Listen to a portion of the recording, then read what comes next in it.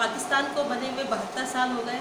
तहरीक आज़ादी, मुस्लिम लीग और उर्दू और 14 अगस्त, ये सब चार कोने आप बना लीजिए। इसमें से किस चीज़ को अलग कर देंगी?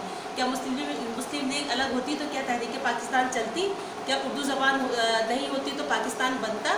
पाकिस्तान तो बनाया ही उर्दू ज़बान ने है, इसमें कोई दो राय नहीं है। और कायद-ए-आज़म मोहम्मद अली जिन्ना का फरमान उर्दू ज़बान के लिए, अदालत का फ़ैसला उर्दू ज़बान के लिए, तो कौन सी ऐसी वजूहात है, कौन सी ऐसी नादीदा ताकत है कि जो पाकिस्तान में उर्दू के निफाज के आगे सीसा प्लाई दीवार बन गई है?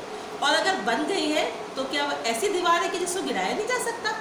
नज़रिए वो कौमें बर्बाद हो जाती हैं जो अपने नज़रिए की हिफाजत नहीं करती, और वो तारीख़ मस्क हो जाती है जो अपने शहदा को याद नहीं रखते।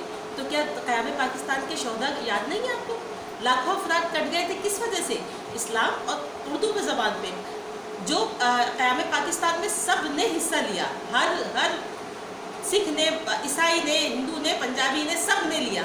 लेकिन जो छोड़ कर आया, जिसने और कुछ नहीं किया, वो था उर्दू ज़बान।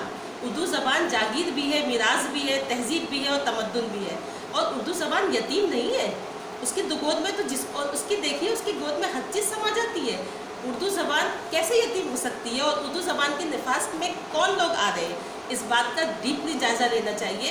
मदीने की रियासत तो बननी चाहिए, लेकिन मदीने की रियासत बनने के लिए जो इतने सीसा प्लाई दीवार के तरह खड़े हुए, पहले वो दीवारें करनी चाहिए।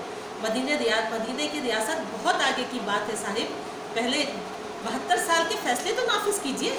पाकिस्तान में एक निज़ाम तालीम, उर्दू ज़बान का निफाज, दफ्तरी ज़बान जो है वो उर्दू होनी चाहिए।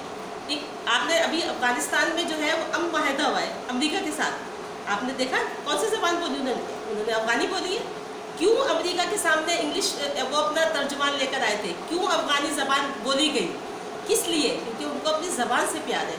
अगर अपने कौम का तहफ़्फ़ुज़ करना चाहते हैं, अपनी तारीख़ को मस्क करना नहीं चाहते, तो मैं गुजारिश करूँगी ये हुकूमत के अरकान से और मदीना की रियासत कहने वाले साहिब से कि आप ये जो है ना तफरीक ख़त्म करें।